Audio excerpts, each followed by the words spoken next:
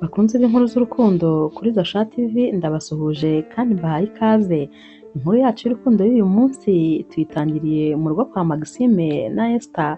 Ni mu masaha y'igitondo, Esther araryamye arasinziriye, reveil rero iravuga maze agahita akangukira hejuru cyane yikanze, agahita yizimya, agahita kandi abyuka yerekeza mu cyumba cy'umwana, aba atekereza rwose ko atarabyuka kugira ngo amutegure ajye ku ishuri. Agerayo agasanga rero umwana we rwose yatangiye kwitunganya, maze akamubwira ati waramutse neza. Umwana nawe ati waramutse neza mama. Uyu mwana rero ahita abwira mama we ati ndi kwitunganya kandi ngiye kubisoza. Mama we ahita amubwira ati ndagukunda cyane rwose, nkunda kandi ukuntu wubahiriza amasaha. Itegure rero vuba wiborose maze uhite uza muri salo ufate ibyo kurya bya mu gitondo ubundi nkutware ku ishuri. Esther rero ahita abaza uyu mwana ati none se nta papa wawe wabonye? Uyu mwana aramusubiza ati hoya rwose kuko nari ndi jyenyine guhera amasaha y'igitondo. Esther atangira gushaka rero Maxime, aba yibaza noneho ahantu yaraye. Aragenda rero agasanga yasinziriye mu ntebe muri salo asinzirana na mashine, maze agahita amubwira ati Maxime byuka. Maze nawe ati genda uba uryamye ndaje rwose ndetse ngusangayo. Esther ahita amubwira ati ariko nawe rwose uri kunsetsa, ni mu gitondo ahubwo hakeye. Maxime nawe ahita akangukira hejuru akabona rwose amasaha yo kujya ku kazi ari kumurengana, ahita atangira kwitegura rero yihuta cyane rwose, akaraba vuba vuba ashaka imyenda yihuse cyane. Ari nako kandi Esther nawe aba ari gutegura umwana kugira ngo amutware ku ishuri. Esther n'umwana rero bamara kwitegura maze bakajya ku meza gufata ibya mu gitondo. Maxime nawe ubwo aba ashaje kwitegura agahita afata amadokima yose aba agomba kujyana maze akamusanga muri salo. Esther ahita amubwira ati sheri, ati nateguye rero icyayi na kafe ndetse hari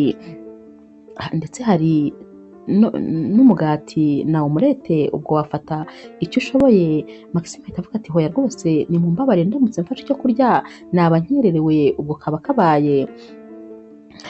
Maxime rero aba yihuta cyane agahita afata fourchette maze agakoramo rimwe mu biryo uyu mwana aba ari kurya, agahita avuga ati ibi birabaye, reka rwose ngende ndihuta.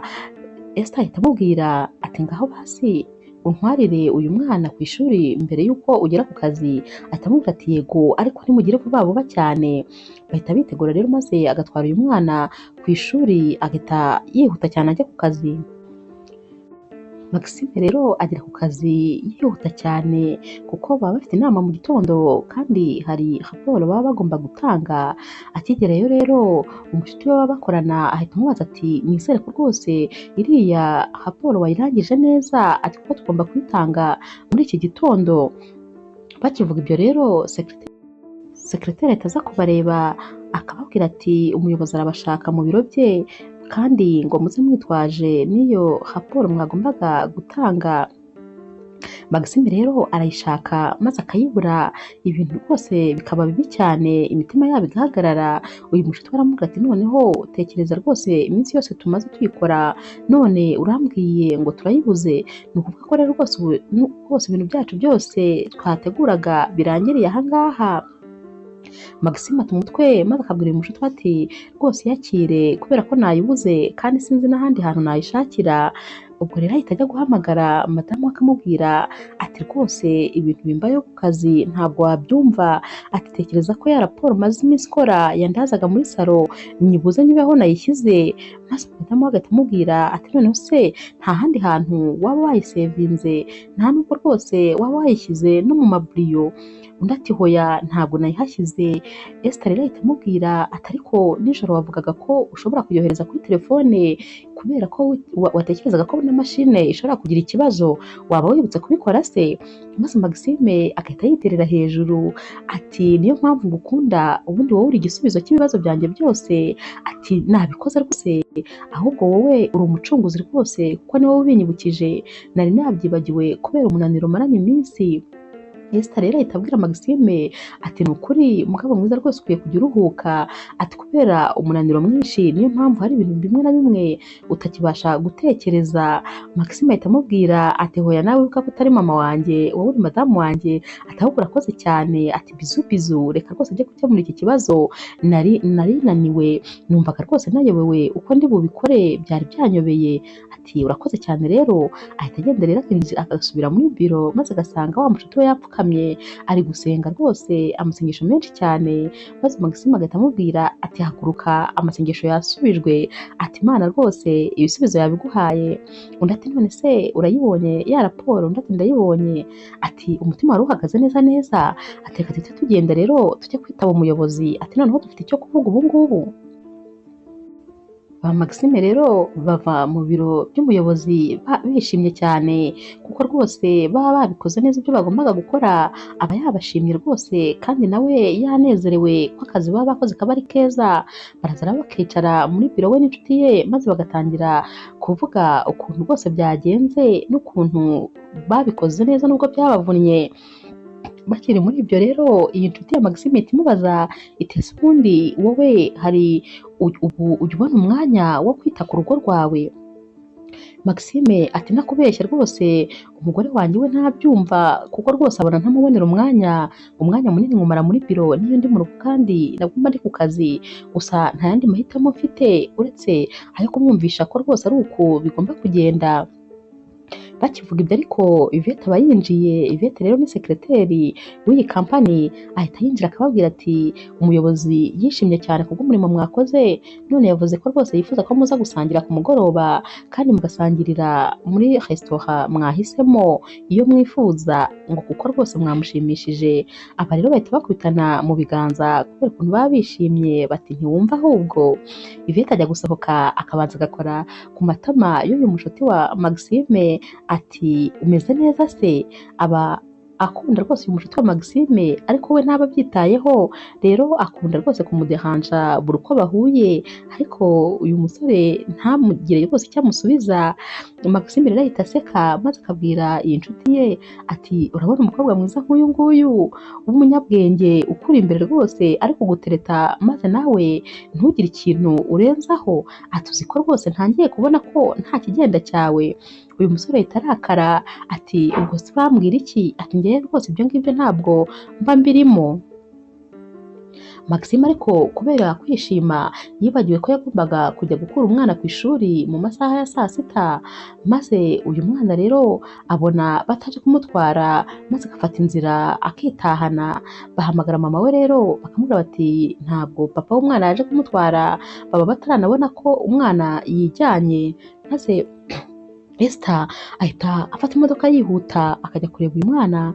Abakigera ku ishuri rero uwo bari bamusigiye agahita aza avuye muri biro akabaza undi muntu yaramusigiye ati umwana ngo usigiye ari hehe? Umuntu bari bamusigiye ati nyamara ati nsize ahagaze ahangaha ariko sinzi aho agiye. Esther ati uwo muri kuvuga n'umwana wanjye cyangwa ndi kurota? Niwe muri kuvuga gutyo mutigeze mwitaho? Bahita batangira kumushaka rero ikigo cyose bakamushaka ariko bakamubura. Ku bw'amahirwe rero bahamagara Esther bamubwira ko rwose umwana bamubonye mu muhanda bakamugeza mu rugo. Ahita ataha ariko agataha ababaye ajya kureba inshuti ye akayibwira ati noneho uru rugo rwose nzarushoboza iki? Umugabo wanjye ni uwo kuba ku kazi gusa nta kindi kintu na kimwe yitaho. Tekereza aho ageze no kwibagirwa umwana twabyaye. Ati ubuse koko iyo abura byari kugenda bite? Iyi nshuti ya Esther iramubwira iti nibura nyine reka dushime Imana ko atabuze, ati ibindi nta kibazo muzabiganiraho n'umugabo wawe muri mu rugo.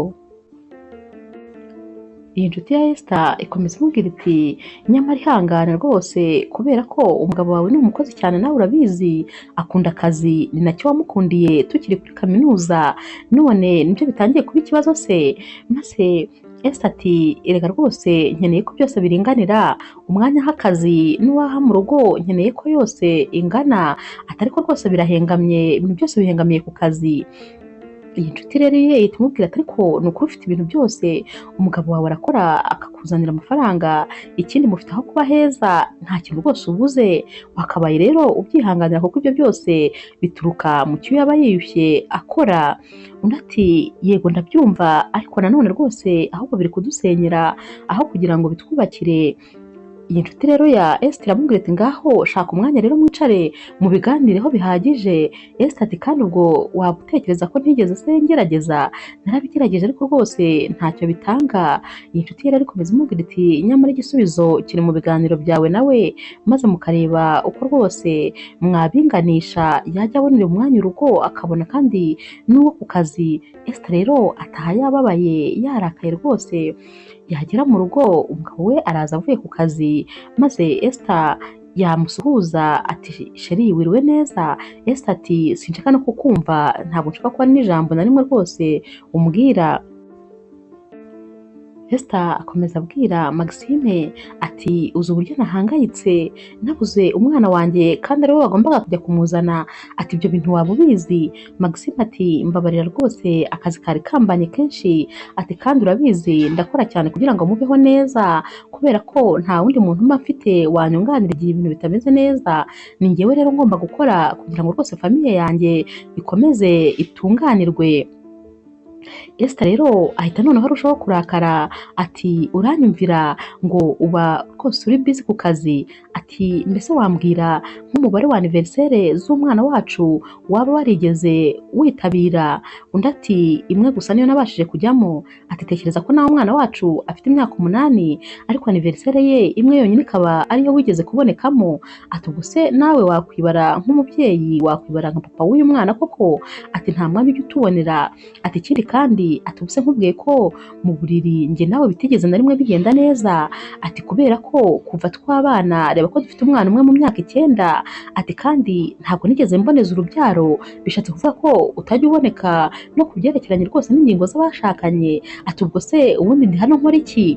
Ati noneho reka nkubwize ukuri, ubu ngiye kwigendera njye n'umwana wanjye, niwumva kandi udukeneye ubwo uzamenya uko ugomba kugabanya akazi kugira ngo natwe utubonere umwanya. Maxime ahita atangira kumubwira ati mbabarira rwose mukunzi, ariko ntabwo Esther aba abyumva, ahita yisohokera yihuta akigendera. Iryo joro rero Esther ahita ajya kurara mu cyumba cy'umwana, ntabwo arara mu cyumba cye. Bigira mu masaha y'ijoro cyane rero Maxime uba wananiwe kuryama akabyuka akajya kureba mu cyumba umugore we n'umwana baba baryamyemo, arabitegereza maze agasohoka akahagarara muri salo, agahita yibuka ibihe byose bibi yagiye atuma banyuramo, akibuka umunsi umwe ukuntu yari yavuze ko ari busohokane na Esther, maze Esther akagenda akamutegerereza aho bagombaga gusohokera, undi nawe agatinda amasaha menshi yibereye ku kazi, yamugeraho akamugeraho yamaze kurakara. Esther yaba akimukubita amaso agahita yihagurukira ati n'ubundi amasaha yose uba yamaze ku kazi, ubwo n'ubundi genda wikomereza akazi, agahita yitahira badasangiye nk'uko bari babiteguye. Undi munsi wa kabiri rero wari umunsi wa anniversaire y'umwana we, baricaye baramutegereza birinda birenga saa 6 z'ijoro bakimutegereje ngo aze bakore anniversaire. Yabaye agitunguka maze Esther wari warakaye ahita ahaguruka muri salo yigira mu cyumba, umwana we nawe wari wambaye neza cyane, yambaye ikanzu rwose nk'igikomangomakazi, yambaye n'ikamba, yabaye agikubita amaso papa we, agahinda gahita kamwica, nawe arahaguruka ahita yigira kuryama bose batamuvugishije.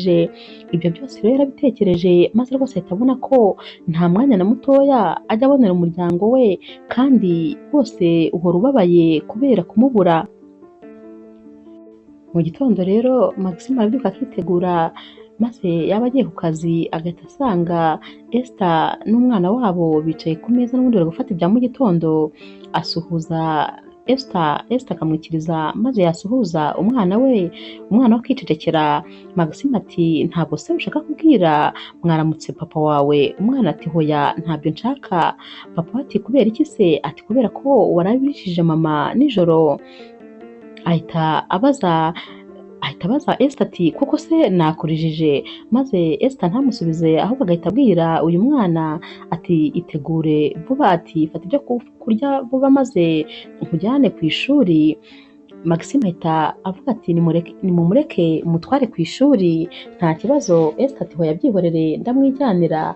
Umwana nawe agahita abwira papa we ati ndashaka kujyana na mama, ndakwinginze rwose bireke kuntwara ndijyanira na mama.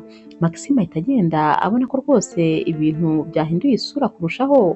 Abakigera ku kazi rero maze agahita abwira wa mushuti we ati ntakubeshye urugo rwanjye ruri gusenyuka ndureba. Ati rwose sinzi igihe natangiriye kunanirwa bigeze aha inshuti ye, ariko ejo natangiye mbikubwira. Ati ntabwo rwose wowe nta muntu n'umwe ugira ngo wereke ko uri umukozi uzi gukora kuko bikuri mu maraso, ubikora ubishaka.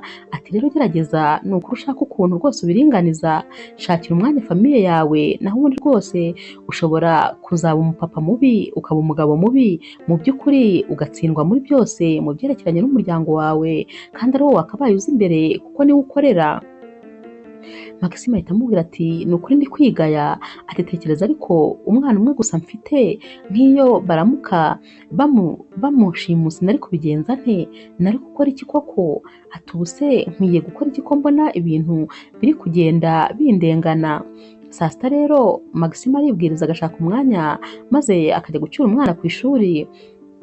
Abakigera rero akamufata bari gusohoka, agahita bahura na Esther nawe agiye kumufata, maze Esther agahita avuga ati noneho se byagenze bite ko wabonye umwanya wo kuza gufata umwana? Uyu mwana rero aba yishimye ko noneho aba abonye n'ababyeyi be bombi bahateraniye, umwe ahita afata akaboko kamwe undi agafata akandi, maze uyu mwana akagenda aseka cyane ari hagati y'ababyeyi be, aba anezerewe rwose uyu munsi wose. Muri biro rero Yvette arabyuka maze agasanga uyu musore w'inshuti ya Maxime, akamubwira ati ariko ubwo ubundi wowe ntabwo uba umbona igihe cyose mba nyura hano, ntabwo rwose uba ubona impamvu ntubona ko ndi mwiza? Nshimye ko Maxime we afite umugore, ariko se wowe ntabwo rwose undeba. Maze uyu mushuti wa Maxime ahita abwira Yvette ati ntabwo nari nzi ko inshuro wipitapitisha hano zose aba ari ukubera njyewe. Noneho Yvette ahita arakara maze agahita afata ibipapuro yari amuzaniye byose akabinyanyagiza hasi, ati ngaho biyore n'ubundi niko kazi ushinzwe. Ahita yisohokera rero nta kindi kintu yongeyeho. Mu rugo rero kwa Maxime ho baricara bakaganira Maxime na Esther, maze Esther akamubwira ati rwose nkeneye kwiyumva nk'umugore ukunzwe kandi rwose ndabona utabishoboye. Ati yenda nari kubyumva kera tugiteretana, ariko se ubu ngubu tubana nabwo kandi ntabwo ushobora kudushyira mu nshingano zawe. Maxime atereka rwose wowe n'umwana wanjye ni mwebwe si yanjye, ni mwebwe byose kuri njyewe, ni mwebwe mfite rwose, ni mwe muri imbere y'ibintu byose. Maze Esther ati ngaho rero bigaragaze, garagaza ko uri umugabo wanjye kandi ugaragaze kuri na papa w'umwana, dushyire mu nshingano zawe rwose ubigaragaze kuko ntabyo tubona. Maxime ahita amubwira ati erega ntako ntagira ni ukuri, ariko akazi karanga rwose kakangota maze nkabura umwanya. Esther ahita amubwira ati noneho reka nkwereke, ndashaka ko tugurana inshingano, ukaba umugore maze nanjye nkaba umugabo, maze nkakwereka uko nifuza gukundwa nk'umugore. Ibyo nzagukorera uzahita umenya ko aribyo nifuza gukorerwa, maze nawe nitwongera gusubirana inshingano zacu uzajya aba aribyo unkorera. Maxime arabyumva neza maze agahita amubwira ati nta kibazo rwose ndabyemeye, reka tubigenze gutyo, kubera ko nanjye ntabwo rwose nzi aho bipfira, yenda nzahita menya neza icyo unyifuzaho maze ubutaha nzajya ngikora. Maxime rero agera ku kazi agatangira kuganirira inshuti ye uko bagiye kubigenza, maze iyi nshuti ye iramuseka koko ati ntumbwire ko ugiye kuzajya uba umugabo hano ku kazi. Ati wagera mu rugo ugahita utangira kwambara isuye ukanitera make-up kugira ngo ube umugore, maze agaseka koko. Maxime ati ntabwo bishekeje, menya ko ibi bintu rwose bikomeye kandi biri seriye, nta bintu byo guseka birimo. Ati ntabwo nari nzi ko njyewe madamu wanjye kubura kwanjye bimubangamira bigeze aha ngaha. Uyu rero umushuti we akomeza kumuserereza ariko anamuseka, maze yagera agahaguruka akigendera akamusiga aha ngaha. Ku Ku mugoroba rero Maxime na Esther baba bari mu rugo n'inshuti zabo, ari inshuti ya Esther n'inshuti ya Maxime, bari kuganira bavuga rwose ukuntu bagiye gushyira mu bikorwa iri hinduranya ry'inshingano mu rugo. Maze inshuti ya Esther ihita ibabwira iti ahubwo nimushyireho n'amafaranga uzatsindwa azatanga, maze tuzabiserebure ibyo muzaba mwagezeho turi gukoresha ayo mafaranga uwatsinzwe yatanze. Ati nimushyireho 1,000 cy'amadolari. Barabyemeza rero maze bagishyiraho. Maxime ahita avuga ati ninde se kandi uzaba umukemurampaka? Umwana wabo yahise aza yihuta avuye mu cyumba cye ati ni njyewe nzaba umukemurampaka. Ati kubera ko namaze kubyumva uko bihagaze, ati numvise ko mama azakora inshingano za papa, papa nawe agakora inshingano za mama.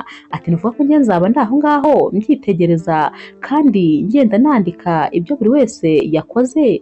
Ati ubwo rero uzakora inshingano ze neza niwe uzahabwa ayo mafaranga kuko niwe uzaba yatsinze. Bahita bakoma mu mashyi bati yego rwose turumva ako kazi k'ubukemurampaka ugashoboye. Baraseka cyane. Mu gitondo rero Maxime arabyuka maze akabyuka yihuta. Esther ati ko wihuta se? Undi ati ngiye ku kazi amasaha yageze. Maze Esther ati nizere ko ndi kurota. Ati wibagiwe se kandi ko ugomba kubanza ugategura ibya mu gitondo ukanajyana umwana ku ishuri? Ati nyine wibagiwe ko twaguranye inshingano. Maxime ati mbabarira rwose ibyo bintu tubivemo. Ati reka tubihagarike. Esther ati ubwo niba ushaka ko tubihagarika nta kibazo, ngaho mpereza 1,000 cyanjye cy'amadolari maze tubihagarike kuko uraba utsinzwe. Maxime atekereje 1,000 cy'amadolari ati hoya rwose, ati ibyo ni inzozi uri kurota ntacyo naguha. Undi ati rero ihute ujye gutegura. Ati kandi ibyo kurya byanjye bya mu gitondo ndabishaka mu buriri nk'uko nawe najyaga mbikuzanira. Maxime rero ahita agenda yihuta maze akajya muri cuisine gutegura kuko nta yandi mahitamo aba afite. Esther yinjira mu gikoni agasanga Maxime rwose yateguye ibintu by'ibirungo ariko byinshi cyane bikabije. Yashyizemo amavuta menshi kandi agiye guteka omelette w'umuntu umwe. Maze agahita amubwira ati ibi bintu by'inyanya ni byinshi, reka rwose nkwakire ngufashe. Maxime ati nta kibazo ariko nanone ntabyo nagusabye ubimenye utaza kubishyira muri raporo ko natsinzwe uyu munsi, ni wowe ubinsabye. Maze Esther aramubwira ati nta kibazo, ni nk'uko nawe ukiri umugabo wanjye tutarahinduranya inshingano najyaga ngusaba kuza kumfasha. Maze Maxime ahita abwira Esther ati noneho ubutaha nzajya ngufasha rwose ntugire ikibazo. Bamaze gufata ibya mu gitondo rero baritegura bose, maze Maxime atangira gushakisha ahantu hose ari gushaka urufunguzo rw'imodoka. Ubwo Esther yaramubonye maze aramubaza ati uri gushaka iki mukunzi ko mbona ushakashaka cyane? Undi ati ndashaka urufunguzo rw'imodoka yanjye. Esther ati ndarufite. Ati none se sinjye mugabo ubu ngubu ni nanjye ngomba gutwara imodoka, ni njyewe nzajya mbajyana rero aho mugiye hose. Ati kubera ko nkiri umudamu ni wowe wantwaraga, none ubu kuko twahinduye inshingano ni njye nzajya mbatwara hose, ni njye nkeneye imodoka. Maze Maxime aramubwira ati ndumva hasigaye rwose kuzajya wambara n'imyenda yanjye. Esther nawe ati niba ngombwa nabyo nzabikora nta kibazo. Maze Maxime ati ndumva rwose ibi bintu twabihagarika. Umwana wabo ati yego se koko papa? Ati ubwo nyine uraba wemeye ko utsinzwe? Ati cyane cyane ko mu gitondo mama yabonye inota rimwe wowe wabonye 0, ubwo rero ni wowe uri utsinzwe, mama arabatsinze. Maze Maxime aseka ati ndumva mwese noneho mwanteraniyeho, ati sinzi rwose icyo gukora. Maze Esther ati sheri, ati nimugire vuba rero mwese mbajyane. Ati ndabanza kugeza umwana ku ishuri hanyuma nawe mpite mujyana ku kazi. Maxime ati koko se nanjye urantwara? Undi ati cyane rwose ndakugeza ku kazi nawe. Ku kazi rero babonye madame wa Maxime ari we umuzanye ku kazi, maze baratangara bose batangira kugenda babyongorerana bati mwabibonye ko Maxime madame we wamuzanye ku kazi? Bose rero barumiwe, maze nawe yinjira ababwira ati madame wanjye muzi ko yaramperekeje ku kazi. ku rundi ruhande ariko umuyobozi w'iyi kampani yagombaga kujya mu zabukuru, yagombaga rero gusiga ashatse uzamusimbura, gusa batangiye kugenda barwanira uyu mwanya ariko buri umwe wese agenda amwihererana ati uzawumpe, arangije arababwira ati oya nta muntu n'umwe nzawuha byoroshye, ahubwo mwese mugomba kudepoza maze mukazakora ibizami, utsinze akaba ari we rwose uwutwara, kubera ko na Maxime yagombaga kuba ari muri aba ngaba bagombaga guhatanira uyu mwanya wo kuba uyu muyobozi mukuru w'iyi kampani. Uyu muyobozi kandi yababwiye ko abazahatanira uyu mwanya bose bazagenda basurwa mu ngo zabo kugira ngo barebe uko bitwara, kuko ngo uyu mwanya wagombaga kujyaho umuntu uzi rwose kwita ku rugo rwe, ngo kubera ko buriya ubuyobozi bwa mbere butangirira mu rugo rw'umuntu, ngo niba utabashije kuyobora urugo rwawe ntabwo wabasha kuyobora kampani. Rero bagombaga gusurwa mu ngo zabo kugira ngo barebe rwose uko byifashe, niba umubano umeze neza cyangwa bitameze neza. Muri biro kwa Maxime rero ho Yvette arinjira maze agatangira kwikaraga nk'ibisanzwe, akabwira mushuti wa Maxime ati ariko se ubu wowe ntabwo ubona rwose ko iki gicuruzwa ari cyiza, ati waguze rwose kitaratangira kuriza ibiciro, maze umushuti wa Maxime ati niyo cyamanuka kikagera hasi ntabwo nagura, ati niyo cyajya kuri poromosiyo ntacyo rwose bimbwiye, maze Yvette agahita ababara agahita yisohokera, maze Maxime agasigara abwira uyu mushuti we ati ariko rwose wagira ngo uri impumyi, ati se ubundi ubwo wumva uzaba umuseribateri kugeza ryari, ntabwo ubona ko uriya mukobwa ari mwiza? Umushuti wa Maxime nawe ati rwose ntakubeshye nkunda rwose iyo Yvette ari kuntereta, ati mba numva nishimye, ati kubera ko abikora neza cyane, ati ariko nanone kubera ahahise hanjye rwose ndacyitekerezaho numva ntarafata icyemezo. Maxime ati nyamara bitekerezeho neza uve mu buseribateri naho ubundi uzabusaziramo. Esther na mushuti we rero nabo baba bari mu modoka bagiye guhaha, maze iyi nshuti ya Esther ikamubaza ati ese buriya byari ngombwa ko rwose umwaka n'imodoka, ubu nturi kurengera ko imodoka utayikeneye cyane kubera ko nta bintu ukora rwose bituma ukenera imodoka? Esther nawe ati nagombaga kuyimwaka kugira ngo nawe atege taxi maze yumve ukuntu rwose twagowe, yumve ukuntu bimera iyo uri gutega taxi kandi mufite imodoka mu rugo, ati niyo mpamvu rwose nayimwatse nanjye ndayikeneye, reka nanjye mbe nyiryamo umunyenga numva ukuntu bimera kuba umugabo ukirirwa utwaye imodoka nta wundi muntu ubwiye ngo agutware. Umushuti we araseka maze agahita amubwira ati ubwo nanjye ahantu hose nzajya nshaka kujya nta byo kwirirwa nigora, ni wowe uzajya untwara. Muri biro rero ho Yvette agaruka muri biro maze akabaza Maxime ati ese wambwira ibyerekeranye no kuzamura mu ntera kwanjye bigeze hehe? Maxime ati humura rwose nagutanzemo umukandida kandi nagutangiye raporo nziza, humura rwose bazakuzamura nubwo ubu ngubu bitakiri mu maboko yanjye ariko rwose nkuri inyuma humura.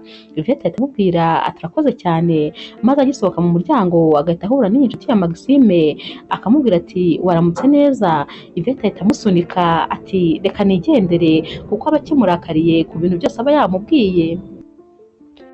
Mu rugo kwa Maxime rero ho biba bisekeje rwose, baba bicaye muri salo maze Esther ati sheri atuzi ko mama yahamagaye ari kumbwira yuko ya nzu twajyaga tumwishyurira yo kubamo itarishyurwa, ati none se wakwiyanje rwose ukayimwishyurira? Maxime aseka cyane ati nyine gerageza ibintu byose ubikore neza, ati none se ntabwo uzi ko wowe mugabo mu rugo ubu ngubu, ati inshingano zose zirakureba, ati nyine ayo mafagitire yose ugomba kuyishyura, ati tekereza ko noneho na mama yampamagaye ambwira ko akeneye amafaranga y'imiti, ati byose bitunganye ni ukuri? Maze Esther ati ubusa amafaranga nayakura he?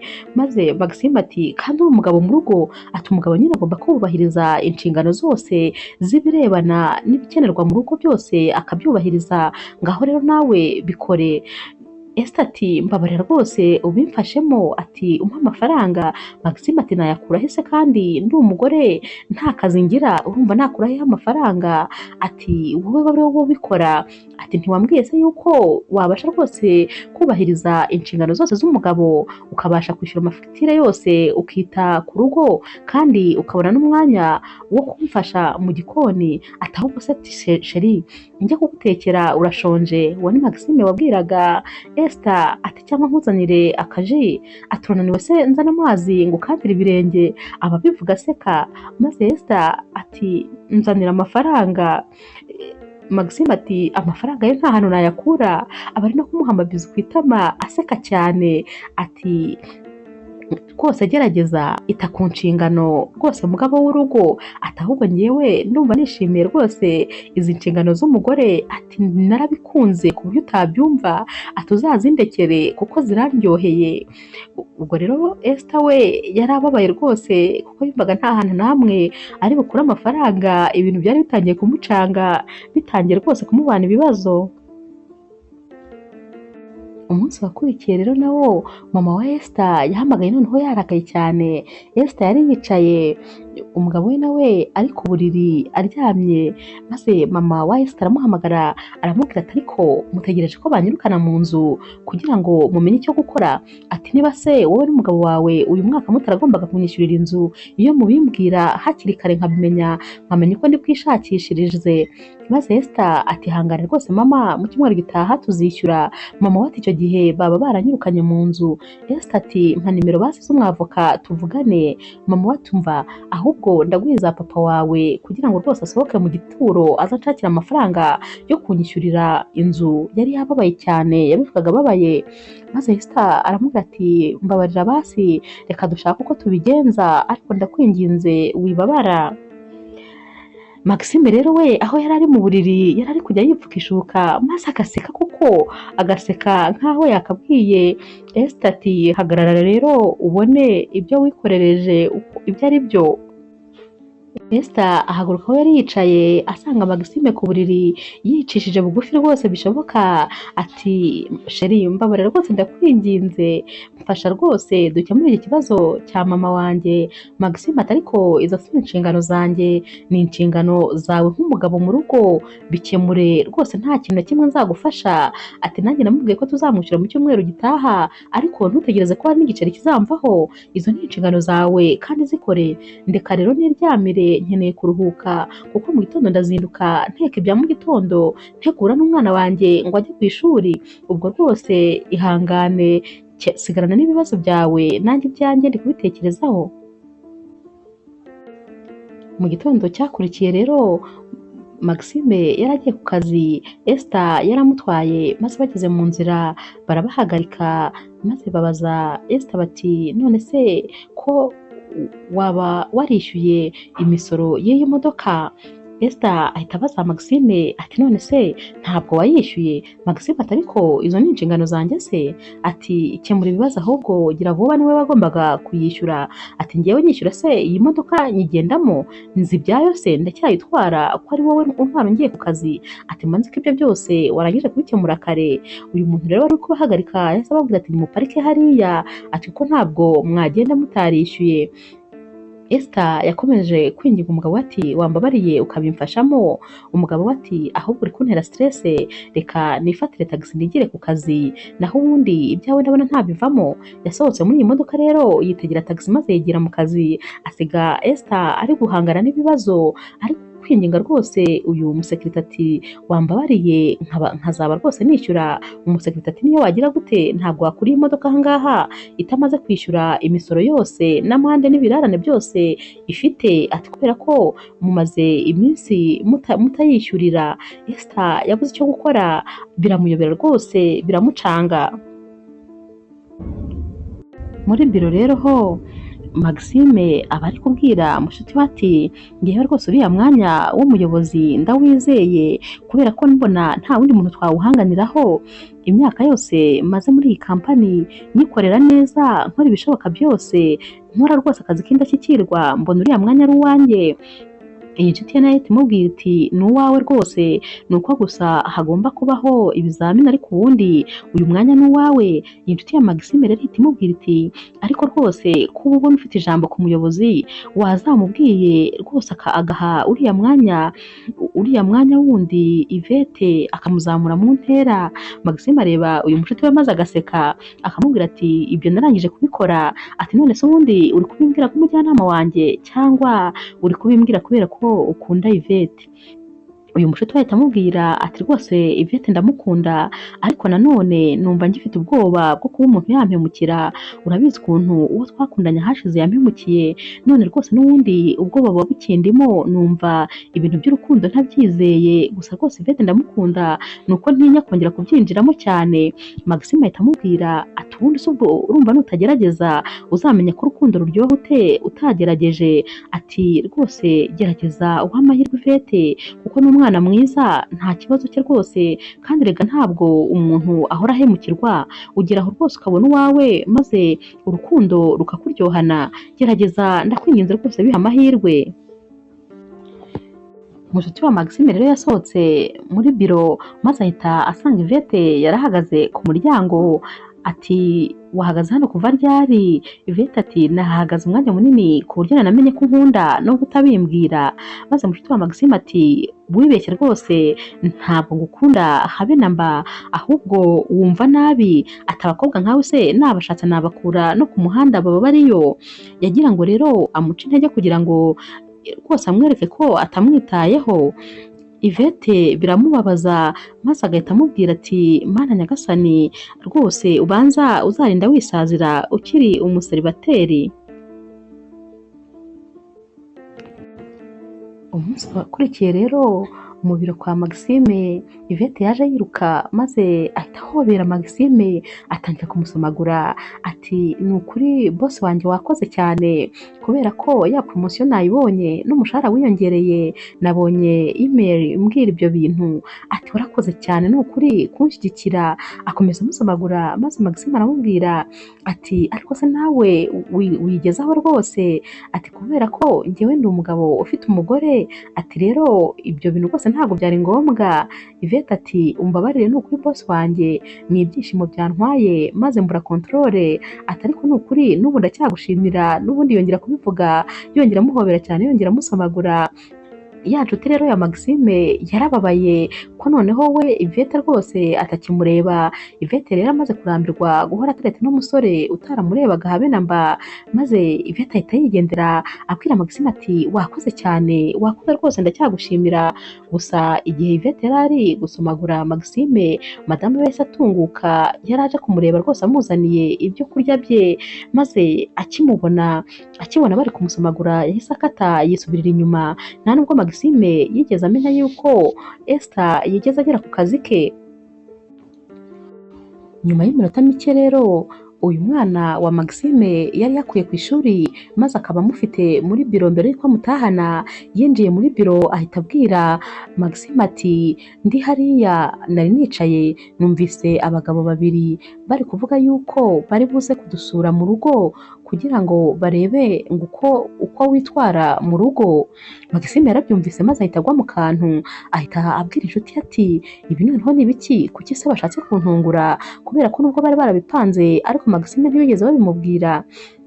Ati gusa nanone ibi ngibi rwose ni inkuru nziza, kuko birumvikana ko bashobora kuba barampisemo ku mwanya w'umuyobozi. Umushuti wa Maxime yahise amubwira ati buretse kubyina mbere y'umuziki, ati none se wibagiwe ukuntu utabanye neza n'umugore wawe? Ubwo se urumva nibahagera bari bubone mu by'ukuri uyobora urugo rwawe neza? Ati icyo cyo si ikibazo. Maxime ati ntabwo rwose ntekereza ko umugore wanjye hari ikintu yakora cyatuma kinyimisha akazi, kuko arabizi imvune zose nagize byari kugira ngo ngere kuri uyu mwanya. Sinibaza ko rero rwose yakora ikintu nk'icyo cyatuma bigenda nabi. Ndatekereza ibibazo dufitanye rwose yaba bishyize ku ruhande ariko akitwara neza. Umushuti wa Maxime yahise amubwira ati njyewe simbyizeye, ahubwo taha hakiri kare maze ujye kubitegura. Niba hari ibibazo bihari rwose ubanze ubikemure, mubitegure baze kuza basanga ibintu byose biteguye neza. Yageze mu rugo rero Maxime maze madamu we ahita afata telefone atangira kurebamo, abona amafoto ya Yvette menshi muri iyi telefone ndetse abona n'iyo yari ari kumwe na Maxime. Madamu we yatangiye kumubaza ati ibi bintu byaba byaratangiye ryari? Maxime utari uzi ikintu na kimwe kuko ntabwo yari azi ko Esther yababonye uyu mukobwa ari kumusomagura anamuhobera, yahise amubwira ati ni umunsi umwe twari dutegereje umukiriya maze atinda kuza. Yvette rero aba yifotoresha telefone yanjye kuko rwose yavugaga ko ariyo igira amafoto meza, maze Esther ati iyi ngiyi se muri kumwe yo ninde wayifotoye? Ati ni wa mushuti wanjye nawe yari ahari niwe wayidufotoye. Rwose Maxime yabivugaga ubona nta cyabaye, maze Yvette we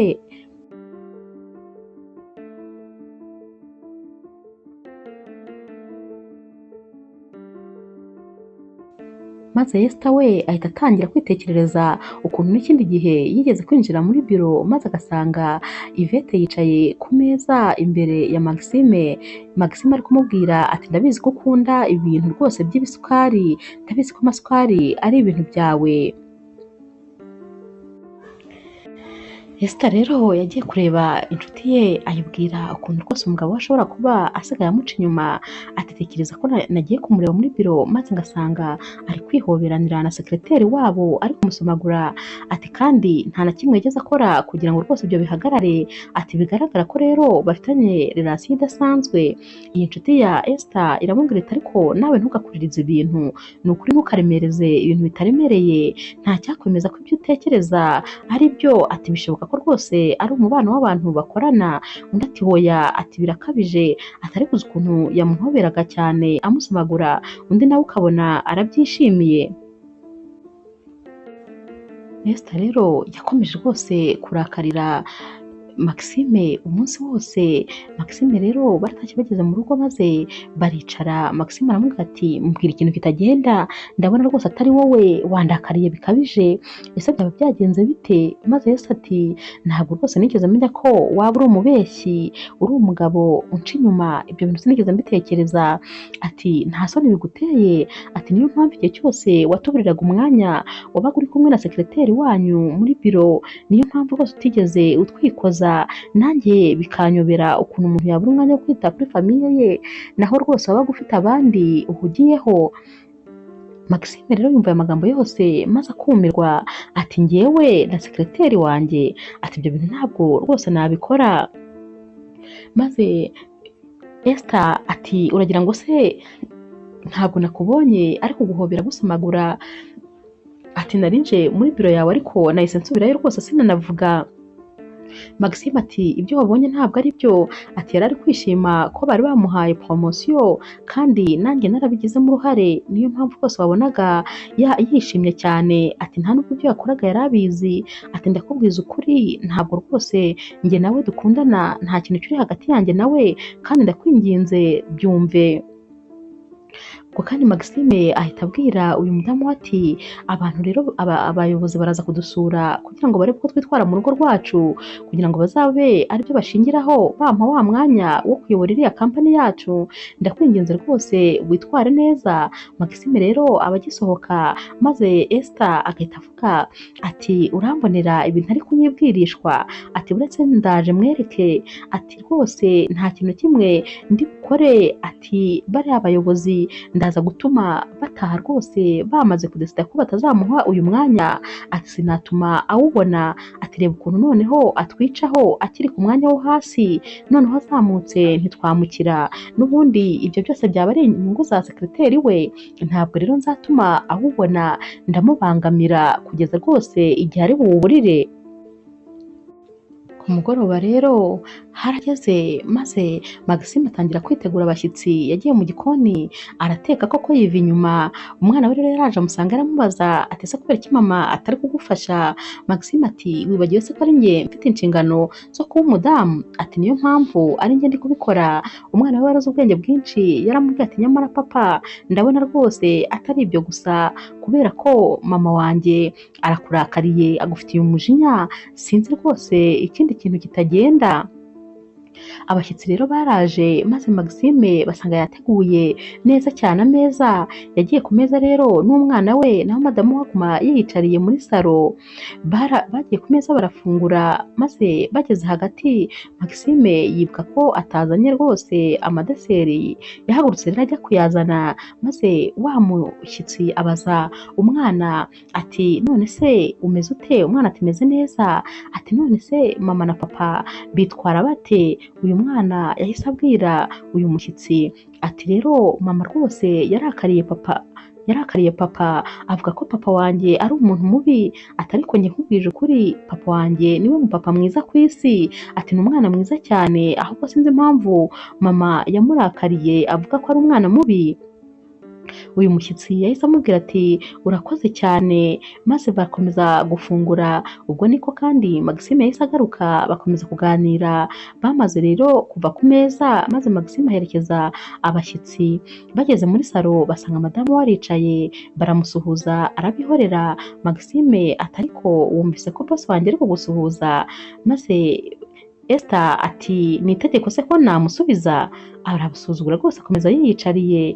Maxime yabwiye uyu muyobozi ati ndakwinginze umbabarire rwose kubw'imyitwarire ya madamu wanjye ntabwo ameze neza, ubwo rero rwose ndakwinginze munyihanganire si uko asanzwe ameze. Yarabaherekeje rero barataha maze agaruka mu rugo abaza Esther ati ariko se ko iyi myitwarire wagaragaje n'imyitwarire ki? Kubera iki se wifuje kunsebya? Wabikoreye iki? Maze Esther ati namaze kubera ko rwose sinshaka ko ubona iriya poste, ntabwo nshaka ko bayiguha, ndashaka ko uguma aho ngaho uri kuko n'ubundi naho uri urampagamye ungeza ahantu. Wa mwana wa Maxime rero we yakomeje kugenda yandika amanota, yari yaraciye taburo yagendaga yandikamo amanota ya buri wese. Mu gitondo rero yarabyutse maze arabara asanga rwose mama we ari kugira make ugereranyije na papa we, kandi uyu mwana yari ashyigikiye mama we kugira ngo babe ari bo batsinda. Yaravuze ati rero ati mana nyagasani, mama kuri gukomeza gutsindwa ndakora iki? Ndabigenza nte? Ati ubwo ko mbigenze nte ko ndashaka ko dutsindwa none nkaba mbona papa ari kuturusha amanota menshi? Maxime rero we yaragiye ababazwa n'ibyo Esther yari yamukoreye, maze ajya mu cyumba arapfukama arasenga ati ndakwinginze mana, bari wowe unsobanura rwose, bari wowe werekana ukuri nyakuri, erekana uwo ndi we bya nyabyo, kuko rwose aka kazi urabizi ndagakeneye, nkeneye ko rwose ariko kavamo ibitunga umuryango wanjye, ndakwinginze imbaraga zanjye zipfa ubusa.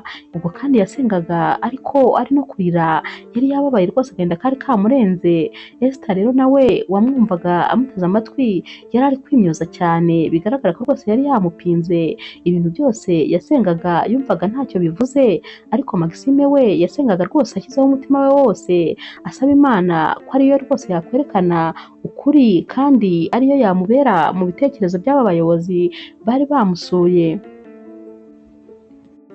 Maxime rero yagiye ku kazi maze umuyobozi abahamagara mu biro bye, atangira kubabwira buri umwe wese amubwira ko ibyo yakoze rwose byari indashyikirwa igihe yabasuraga.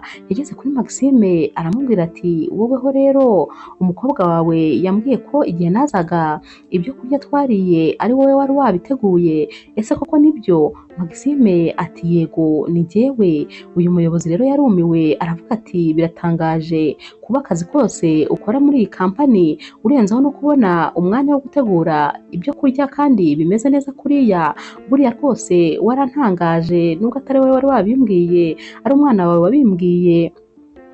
Maxime aravuga ati yego murakoze cyane rwose kunshima. Baba bakiri muri ibyo kandi bari kuvugana n'umuyobozi, maze Maxime akumva ijwi rya madame we hanze byacitse rwose, ari kurwana na Yvette amubwira ati uzongera gukora ku mugabo wanjye nzagusebya isi yose ikumenye. Ati nta soni, urabizi ko Maxime ari umugabo washatse cyangwa ntabyo uzi? Ababivuga kandi ari kumushotagura imigeri amukubitagura inshyi, maze Maxime agasohoka yiruka ati sheri, ati have rwose warengereye. Ahita afata madamu we rero maze akamugumana amukomeje. Ba bayobozi bahita basohoka muri ya nama bari barimo, maze bakaza bati biri kubera hano ni ibiki?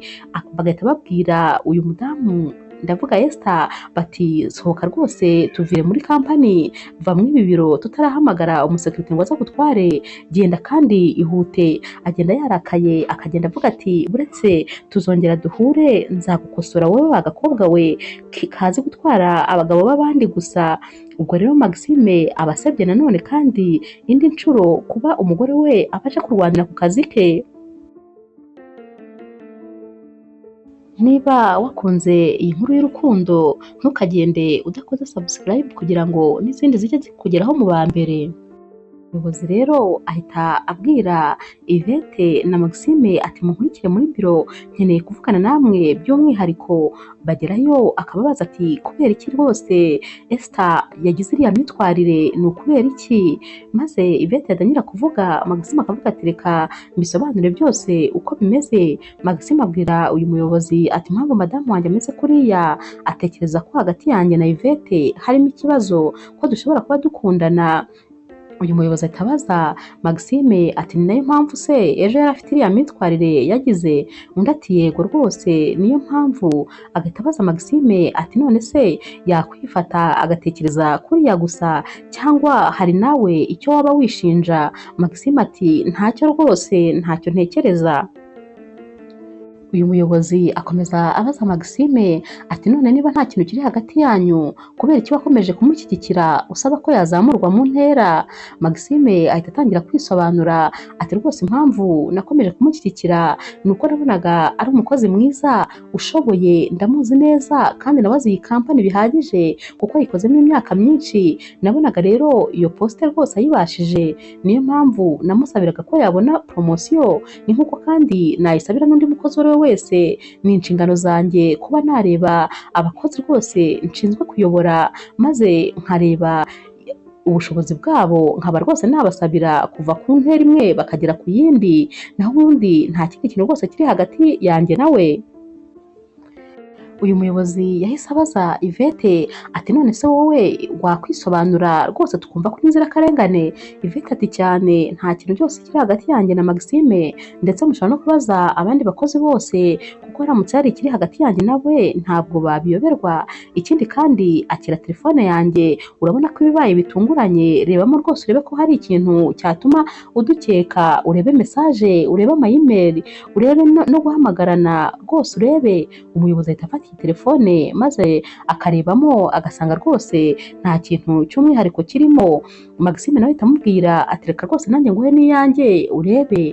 Akareba no muri telefone ya Maxime maze agasanga ntabwo bajya bahamagarana by'umwihariko, agasanga nta message zirimo, agasanga mbese nta bindi bintu na bimwe birimo. Atangira kureba n'amazina bagiye basevinga kuri buri wese, maze muri telefone ya Yvette bagasanga yasevinzemo ngo bosi Maxime, n'undi nawe bagasanga yasevinzemo ngo sekreteri Yvette. Bishatse kuvuga ko rwose nta kintu cyari kiri hagati yabo.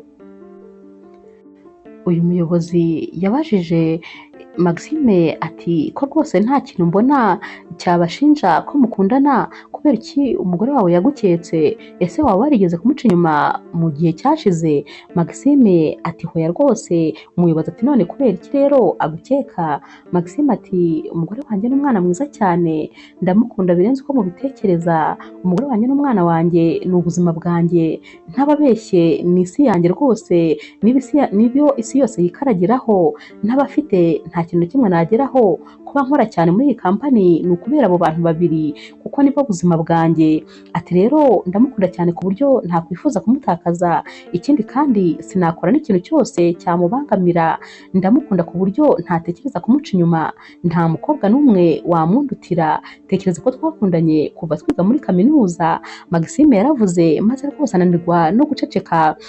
Ari kubwira uyu muyobozi ati ahubwo ikintu cyonyine gituma umugore wanjye ankeka ni uko rwose ntabona umwanya uhagije mu rugo. Umwanya wanjye munini nkubona ku kazi, rero akeka ko umwanya amara ku kazi atari nawo mara mu rugo. Ati ibyo rero bituma atekereza ko ahari naba mfite undi muntu tuba turi kumwe akaba ari we undangaza, bityo bigatuma ntamubonera umwanya uhagije. Naho ubundi rwose nta kindi kintu na kimwe cyaba cyarabaye. Kuba rero yarankekanye na Yvette byo ni nuko yaje agasanga Yvette amaze kubona promosiyo yishimye ari kumbwira ati warakoze rwose kumvugira, agasanga ari kumpobera ati naho ubundi kose nta kindi kintu kirenze cyakabaye gituma umugore wanjye antekereza nabi. Basubiye rero muri biro maze Maxime yicarana na Yvette na wa mushuti we atangira kubabwira ati noneho rwose akazi ubanza ngiye gukabura kubera ko iyi myitwarire yose sinzi ko yatuma bampa rwose kano kazi. Maze umushuti we atangira kumubwira ati ariko rwose wirenganya madame wawe ngo yafuhishijwe n'ubusa, nta mudamu n'umwe wakwishimira kubona hari undi muntu ufashe umugabo we rwose mu maboko amuhobera nk'uko Yvette yaguhoberaga. Maxime ahita avuga ati nyamara ikosa ni iryawe wowe na Yvette, ni mwebwe mwateye ibibazo byose. Ati kubera ko igihe Yvette yampoberaga akanansomagura yagira ngo atume ufuha kubera ko yabonaga utajya umwikoza. Ati ni ibintu rwose yari yansabye mbere kugira ngo aze kubikora kugira ngo bikubabaze. Uyu musore ahita avuga ati koko se ni njyewe wabaye ikibazo? Yvette ati rwose mbabarira ibyo tubyihorere. Maze uyu mushuti wa Maxime ahita abwira Yvette ati ni ukuri mukobwa mwiza, ndagukunda, urabona inzira zose wanyuzemo kugira ngo unkumvenke, ndagukunda rwose kandi hashize n'igihe mbitekerezaho neza, humura rwose ubu noneho ibintu bimeze neza, ndagukunda kandi nabitekerejeho neza, mbikubwiye nabitekerejeho, ntabwo ari ibintu bintunguye. Maxime rero ahita yishima maze agaseka akavuga ati nibura nubwo tugize ibibazo ariko nibura havuyemo n'igisubizo kimwe. Uyu rero Yvette n'uyu mushuti wa Maxime bahita bahoberana maze Yvette nawe akishima ko rwose aba ari kugenda atera intambwe kandi zose zigera heza, aba yabonye promosiyo none n'umukunzi we yakunze kuva akigera muri iyi kampani nawe aba amwegukanye. Bose rero basaba imbabazi Maxime kuko rwose ari bo baba bamuteje ibibazo, ariko akababwira ati nta kibazo nimuhumure, inshuti nicyo ziberaho. Ku rundi ruhande rero Esther aba ari mu rugo ari kumwe n'inshuti ye bari kuganira. Inshuti ye bari kumubwira ati ariko se koko wageze hano gute? Ni gute ugeze ku rwego rwo gusanga umugabo wawe ku kazi ukajya gushwana n'abakobwa bakorana? Esther ati ntabwo rwose natuma hari umuntu n'umwe utuma umugabo wanjye njya kure, ntabwo natuma hari umuntu udutandukanya. Uyu mushuti wa Esther ati nicyo kikubwira se ko hari umuntu uri kubatandukanya? Esther ati kubura kwe rwose kutuburira umwanya biragusobanura neza ko rwose hari undi muntu uri hagati yanjye nawe. Baba bakiri muri ibi rero maze mama wa Esther akaba arahamagaye, yahamagara Esther akamwita abavuga nabi ati nta mafaranga mfite naranayabuze rwose, niba atari ukumpa nimero z'umuavoka ngo musobanurire ubwo byihorere ikupire. Mama we agahita aseka cyane ati kumbe umugabo wawe ntiyigeze akubwira? Ati ibi bintu byose byari agakino, umugabo wawe yambwiye ko ushaka gufata inshingano zo kuba umugabo maze ansaba ko rero ibibazo byose najya mbikubwira nka rwose nkagushyiraho nkagukanika kugira ngo unyishyurire inzu, ariko mu by'ukuri umugabo wawe yakomezaga rwose ayishyura, nta kibazo nigeze ngira, yarabikemuraga byose ku murongo, ariko arambwira ngo nkomeze ngukanike kugira ngo umenye koko inshingano z'umugabo ni izihe. Ati rero ibyo byose byari agakino, niyo mpamvu nigeze nguha nimero z'umuavoka kuko yari guhita akubwira ko mbeshya nta kibazo gihari, inzu yishyuye neza. Esther noneho yarabyumvise maze arumirwa ati koko se maze ukaba utaranabimbwiye? Mama we ati ntacyo nagombaga kukubwira, zari inshingano zawe nyine, twagombaga kureba koko uzishoboye. Esther ahita abwira mama we ati mbabarira ubukubye ndongera nguhamagare mu kanya. Agahita abwira inshuti ye ati wabyumvise? Ati ko ibintu byose byari agakino. Inshuti ati ntakubwira se ko ibintu byose wabiremerezaga bitakuremereye? Esther ati ntumbwire ko rero na bya bindi byabaye bakampagarika mu modoka ngo nishyure imisoro nabyo byari agakino? Mushuti we ati cyane rwose, ahubwo wowe waremerezaga ibitaremereye, umugabo wawe byose yarabikemuraga ariko agashaka kukwereka inshingano z'umugabo izo ari zo. Esther ahita ababara akavuga ati mana nyagasani ko mbona nabaye igicucu, nizere ko rwose ibikorwa byanjye bigayitse bitatumye umugabo wanjye abura kariya kazi, kuko noneho sinazigera nibabarira habe na rimwe. Mushuti we ati senga Imana rero rwose aba atarakabuze, naho ubundi rwose wazaba uri umugore w'umunyamafuti. Ku rundi ruhande rero Maxime umuyobozi yamuhamagaye muri biro ye maze agenda afite ubwoba. Agarutse Yvette na mushiki wa Maxime bahise bamubaza bati bigenze bite? Maxime ati igishimishije nuko rwose ntirukanwe ku kazi, ariko nanone nta nubwo ngikeneye iriya poste yo kuba umuyobozi, kubera ko rwose noneho byatuma njya kure y'umugore wanjye kurushaho, kandi sinkeneye ko azagaruka hano kongera rwose kuburana. Ati ndashaka kumuba hafi bishoboka, ndashaka kumubonera umwanya, biriya reka mbireke, ahubwo nkeneye ko mumfasha kugira ngo rwose ntangire nkosore ibitaragenze neza. Ati tujye muri biro yanjye maze tubivuganeho, kuko nkeneye ubufasha bwanyu mu kugira ngo nongere kwiyegereza madamu wanjye. Yvette rero na sheri we biyemeje guherekeza Maxime mu rugo. Baragiye rero bakinjira, Esther ahita ababwira ati wowe Yvette urajya hehe ko rwose nta karibu ufite mu rugo rwanjye? Yvette ati ihangane rwose ngusobanurire, ndabizi ko nakoze amafuti menshi ariyo mpamvu rwose warinze no gushyira mu kaga akazi k'umugabo wawe, ariko byose byari amafuti yanjye. Igihe wambonaga ndi kumuhobera cyane nagira ngo ntume rwose uyu mushuti we afuha, kuko namukunze kuva kera hose. Ati kandi n'ubu ngubu ndacyamukunda, mbabarira rwose ko nakoze amakosa. Umushuti wa Maxime nawe ahita atangira kuvuga, akabwira Esther ati Esther rwose ndakwinginze babarira umugabo wawe nta kosa yakoze, ati ahubwo ni njyewe nabaye ikigwari, nyuma rwose birinda bigera aho umukobwa anyiteretera akarinda akora n'amakosa angana kuriya. Ati kubera hashize hanjye nahoraga ntinya rwose urukundo, ati ariko ubu ngubu byanyigishije ko ngomba kurwana ku rukundo rwanjye kugira ngo ahazaza hanjye hatazangirika. Ati nkunda Yvette, turakundana, ni nayo mpamvu turi hano rwose nka couple kandi ikundanye. Ahita ahobera Yvette maze bagatangira gusomana. Ati Yvette ndagukunda cyane rwose, kandi warakoze kudacika intege ugakomeza kurwana ku rukundo rwawe. Esther rero aba ari kureba ibi ngibi yabyitegereje, maze nabwo kandi akongera kubona ko ku yindi nshuro nanone yibeshye.